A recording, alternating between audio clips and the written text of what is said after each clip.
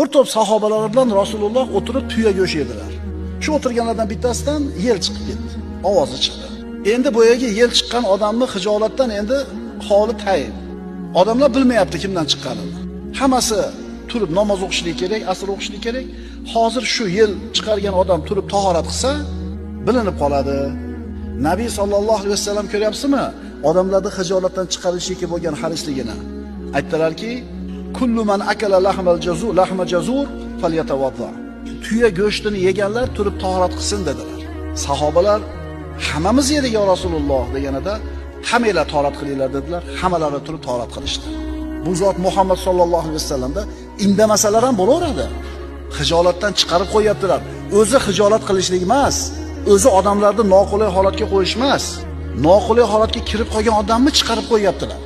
Hamma turib tahorat qildi, demak hech kim bilmay qoldi kimdan yel chiqqan.